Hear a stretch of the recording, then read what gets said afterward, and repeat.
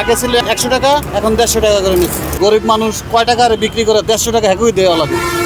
তাহলে আমার তো 150 টাকা ইনকাম করতে তো অনেক সময় লাগবে। আগে দিতাম 100 টাকা খাজনা, এখন কালকে আসছে আইসা বলতেছে যে 200 টাকা করে হয়েছে, নতুন ইজারা আসছে আমাদের 200 টাকা করে খাজনা দেওয়া লাগবে। সাদা বেশি দিতে হচ্ছে, আমরা তো পরিস্থিতি শিকার, কারণ আমাদের দোকান চালাইতে হলে আপনি দিয়ে থাকতে হইব, আর না হলে আপনি দোকান বন্ধ করে দেন। রাস্তার মধ্যে দোকানদারি করলে ভাই 150 টাকা তো বহুত টাকা। বাজারে নাকি ডাক হয়েছে মানে এখন বেশি রেটে, এই জন্য আর কি। দোকানে ভাড়া আছে, খাজনাও আছে।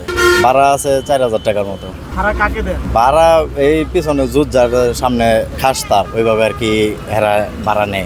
আমরা তো দুই দোকান এই জায়গায়, আমরা 100 টাকা দেন বেশি দেই, এটা তো আমরা তো হিমশিম খেয়ে আছে, তেলের দাম বেশি, গ্যাসের দাম বেশি। আপনারা এরকম খাজনা বাড়াইলেন হুট করে, কয়টা আগের ইজারা চেঞ্জ হয়েছে, নতুন ইজারা আইছে, এই কারণে বাড়াইছে। ইজারা বিডার পরিবর্তন হয়েছে, এখন ডাবল দেওয়া লাগে। এটা তো মনে করেন যে মরার উপরে খাড়ার গা, কষ্ট তো এরকমই। 200 টাকা দিলে কয় টাকা ব্যবসা করি, কয় টাকা নিজের তো পরিবার নিয়ে খাওয়া লাগে, চলা লাগে। 200-র বেশি সার্ভিস ও ফিচারে লেনদেনের সব বিকাশ অ্যাপে সম্ভব।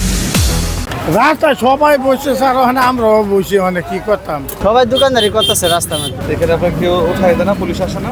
পুলিশ আইলে আমরা জায়গা খাজনা দেওয়ার লাগে, 100 টাকা দেওয়ার লাগে। খাজনা তুলে কে নেই এটা যাই না, তুলে লুকায়। বাজার তো বিরাট ডিস্টার্ব করে, ও টু ডিস্টার্ব করে, বাজারও ডিস্টার্ব প্রচুর। লোকজন হাইটে সরে না, কিন্তু একটু লাগে পরে আমি প্রতিদিনই বাজারে না, প্রতিদিন ওই যে হাই পুলিশে তেল হইতেছে, গেছে ওই যে তেল হইতেছে হাই পুলিশ, পুলিশের গাড়ি খারাপ কিছু বলে না, দেওয়ার মতো কেউ নাই।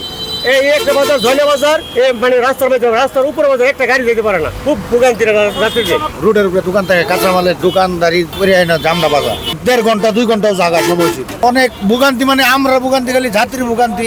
আমি এই বিষয়টি এখনই আপনার কাছ থেকে জানলাম, যেহেতু আমি অভিযোগটি আপনার মাধ্যমে পেয়েছি, আমি বিষয়টি জানবো, অবশ্যই জানবো। আমরা আমাদের বিধি মোতাবেক এগুলো আসলে যদি কোনো অনিয়ম হয়ে থাকে সে অনুযায়ী আমরা অবশ্যই ব্যবস্থা নেব। আর মহাসড়ক দখল করে যদি বাজার হয় তাহলে যানজটের তৈরি হয়, তো সেই জায়গাটাও তো আপনি অবশ্যই সেই বিষয়টিও যেন মানুষের জনভোগান্তি কিভাবে লাঘব করা যায় বা মানুষকে জনভোগান্তি থেকে দূরে রাখা যায়, সেটা নিয়েও আমরা কাজ করব।